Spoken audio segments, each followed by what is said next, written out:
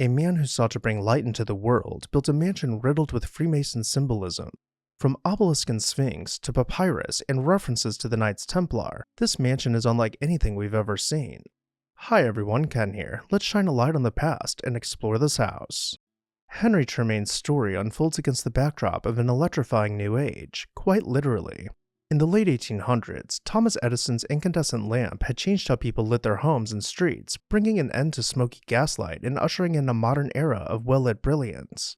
By the early 1900s, General Electric, built on Edison's inventions, had become the biggest name in the field, but despite GE's size, the demand for light bulbs was so immense that even this industrial giant couldn't keep up.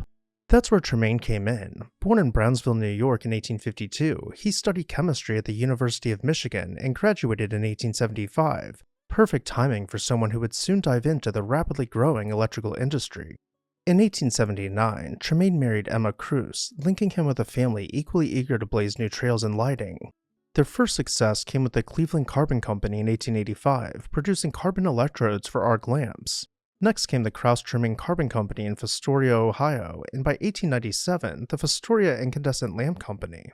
Tremaine spotted an opportunity. With GE unable to meet soaring demand, smaller manufacturers who could do top-notch research and deliver quality products stood a real chance at overtaking the market if they banded together. In 1901, he and fellow businessmen, including his brother Burton and brother-in-law John, banded together to form the National Electric Lamp Company. Drawing on each other's strengths and sharing research labs, they gave GE a run for its money. Different factories kept their own names, but united under one umbrella, making it possible to pool innovations and churn out bulbs more efficiently. Their headquarters at Nela Park in Cleveland became a hub of cutting-edge lighting science, combined with a people-first attitude that Tremaine championed all his life. Meanwhile, Tremaine poured his success into building a brand new home in Cleveland Heights. Around 1914, he commissioned architect Frederick William Streibinger, famed for his eclectic style and Parisian training, to design what would become known as the Tremaine-Gallagher House on Fairmont Boulevard. The exterior suggested an Italian villa meets Beaux-Arts palace, with hints of Egyptian revival in its details. The house was even fitted with gadgets that felt almost futuristic for the time. Its suspended ceilings, rheostat-controlled colored lighting, and an in-room central vacuum system were all the talk of the neighborhood. And tucked away near the back of the property is the carriage house, where the family reportedly lived while their mansion was under construction. Let's return around front and begin making our way towards the front door. This leads us to the arcaded loggia, its barrel vault decorated in exquisite detailing. Opening the double doors, we step into the entrance hall, flanked by fluted pilasters and grand pediments. Each of the main public rooms are arranged from this grand gallery, tucked away behind French doors. But before we travel to either end, let's take a moment to really appreciate the grand staircase and imagine its balustrade glistening in the flickering light of the wall sconce's electric candles.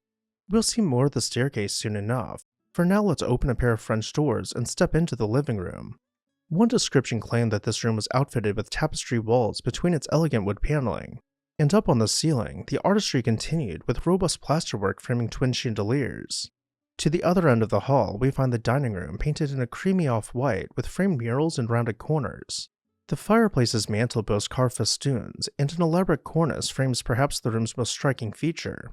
If we look straight up, we can see the backlit glass dome in all its glory, a monument to Tremaine's achievements and perhaps the most intricate of his creations. Of course, when the family was not entertaining, the lights would have been kept off to preserve its splendor, instead choosing to dine in the breakfast room. Even without a glass dome, the breakfast room is every bit as elegant in its own right, and comfortably scaled for day-to-day living. And during those days, you might find Mr. Tremaine reading in his study, clad with rich wood paneling and inset with glass-paned bookcases. Though perhaps the most casual of these rooms was the billiards room, where we can imagine the air thick with cigar smoke and card games stretching into the night. As promised, let's make our way back over to the grand staircase and take a closer look at a few things. Arriving at the first landing, we find a stained glass window steeped in symbolism, from Solomonic columns to carved sphinx.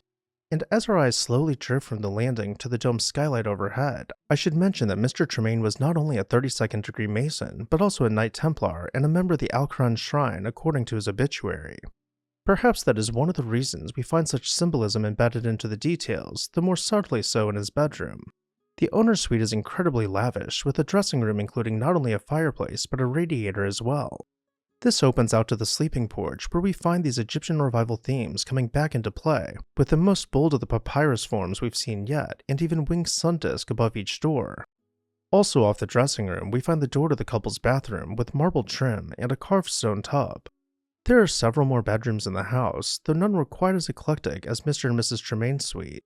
Even though the house was equipped with all the latest gadgets, there can still be too much of a good thing. Soon after they moved in, Mrs. Tremaine had a life-altering fall down the elevator shaft, and Henry's finances began to falter, with GE making up lost ground. In 1917, just a few years after construction, Tremaine sold the estate, complete with all its furnishings, to Michael Gallagher for $350,000, or the modern equivalent of about $8.6 million. Then in 1999, tragedy struck again when the house caught on fire. Firefighters rushed to the scene, and as plumes of smoke poured out the windows, all hope seemed lost. As the flames began to die down, the facade of the house, having been completely over-engineered by the architect, remained standing. And just as Tremaine had set out to bring light into the world, the sight of his stately home continues to brighten people's days. And with that, I'll turn it over to you. What did you think about this house? Did you have a favorite room or architectural feature? Let me know down below in the comments section. And while you're there, make sure you're subscribed so you never miss an exciting episode of This House.